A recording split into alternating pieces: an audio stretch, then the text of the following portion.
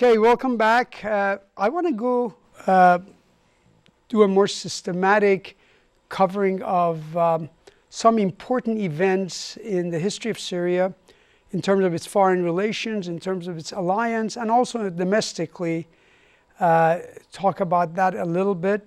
In the last segment, what we talked about was the targets of Assad's coercion, repression, the base of support, and also try to identify the groups who prefer Assad, the Assads, the father and son, to other alternatives up until 2010, and by 2011 these situations dramatically changed because of the Arab uprising.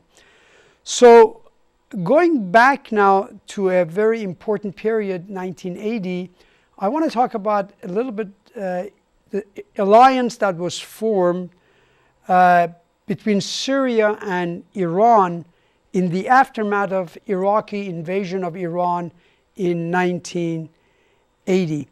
And the origin of that alliance really goes back to a completely different interpretations regarding the significance of the Iranian Revolution that was held by Saddam Hussein of Iraq versus Hafiz al-Assad of Syria. Essentially, the difference was this. Saddam viewed the Iranian Revolution in some ways as a tremendous opportunity for Iraq because Iran was in a really terrible chaos in the aftermath of the revolution.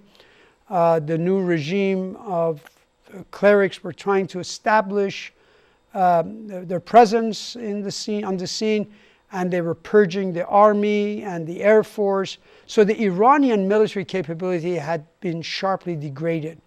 In the meantime, they were taking on their former mentor, the United States, by keeping the American hostages, and the hostage crisis led to sanctions, Iran's isolation. So from Saddam's perspective, this was a moment where he believed he could take on a country 3 times the size of his own country and be able to defeat it. On the other hand, Hafiz al-Assad, the father, felt that the Arabs had suffered terribly because of the Camp David Accord signed by President Sadat and Begin of Israel, Sadat of Egypt and Begin of Israel. This was the peace agreement, a separate peace, and that meant the Arab bargaining position had been destroyed. Suddenly, out of the blues, you get one of the foremost important allies of the United States and Israel, Iran, under the Shah, experienced a revolution, and now it's vehemently against the United States and Israel. So Assad felt that this was compensation for, or it was more than compensation for the loss of Egypt under Sadat from the Arab cause, in backing the Arab cause. So these two men had a very conflictual and differing interpretation of the significance of the Iranian Revolution. Therefore, when Saddam decided to dismiss what happened in Iran because he had his own agenda and decided that this is an opportunity that he cannot pass by, and thereby he invaded Iran in September of 1980, Assad was very angry. And as the war began to drag on, he chose Iran as the ally. And a lot of this was done, let me put it this way, this was done purely for a strategic reason because, remember, Assad is a secularist, Iran was an Islamic republic, so ideologically there was not only nothing in common, they were antagonists. Nonetheless, strategically, given his rivalry with Saddam Hussein of Iraq, he decided to support Iran and take a different tack than the one that was being pursued by Saddam Hussein of Iraq.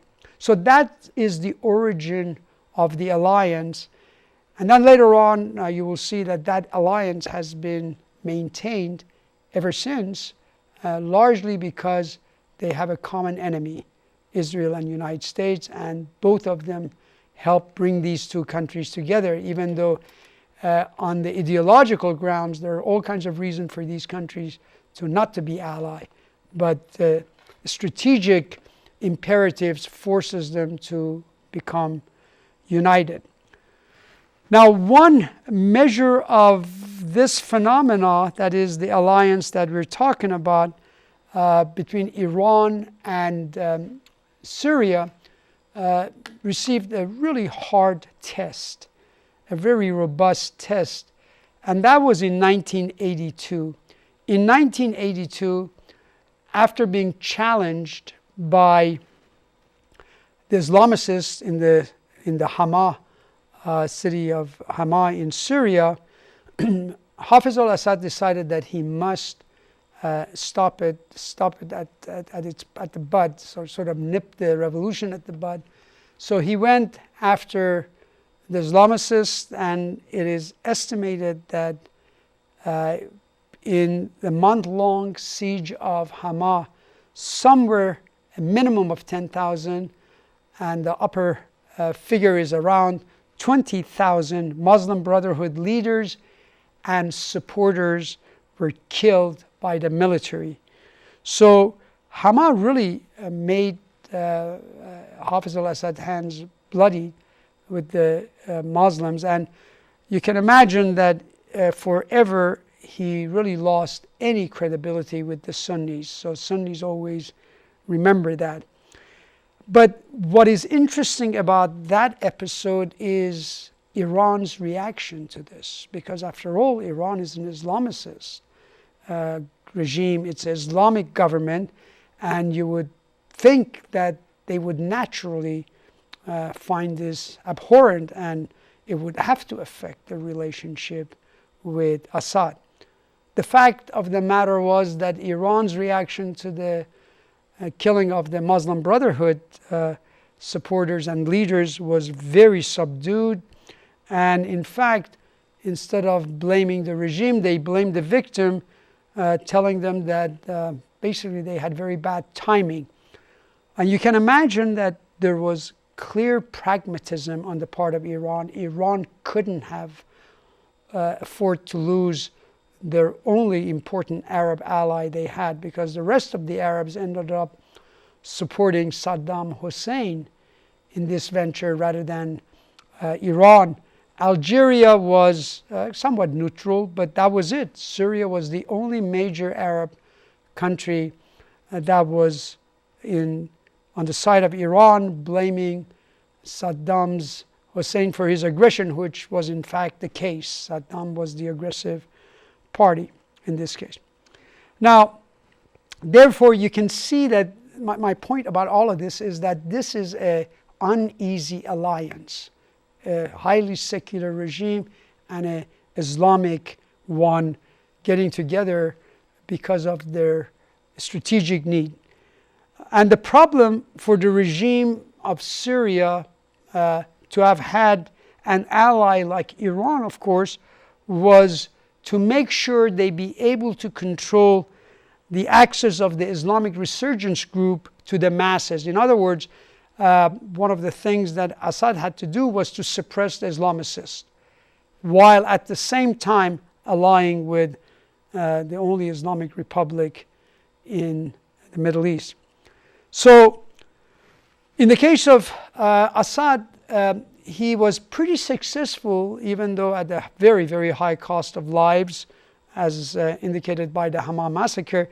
He was very successful in maintaining control over the Muslim Brotherhood. And in Syria, there are a lot of people who really clearly don't want an Islamic government. But the fact of the matter is that many do. So there was always tension, and to this date there is tension in this close relationship that have developed between Iran and Syria.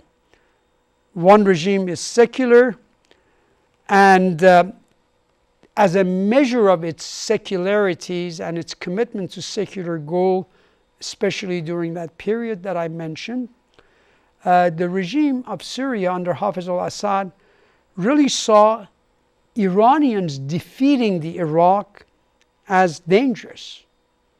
In other words, if Iran had succeeded in defeating Saddam Hussein, they did not. At the end, they had a peace agreement worked out after 8 years of war. But Syria would have been very alarmed had Iran been able to defeat Saddam Hussein, because at that point then Iran could have better afford to lose Syria as an ally than Syria was going to do, because Syria was really breaking its bridges to the Arab world by siding with Iran. So the fear was that if Iran was able to defeat Saddam Hussein, that would then embolden the Islamicists.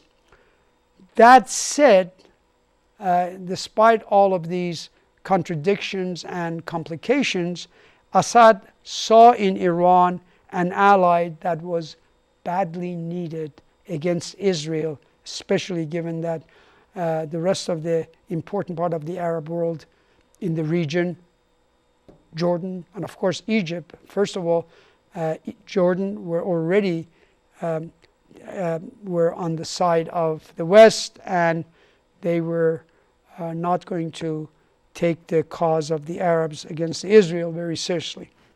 So to sum up, the Syrian-Iranian alliance has been an uncomfortable one.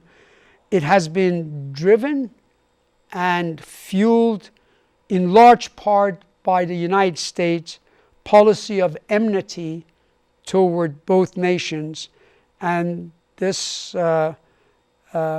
phenomena continues to this day.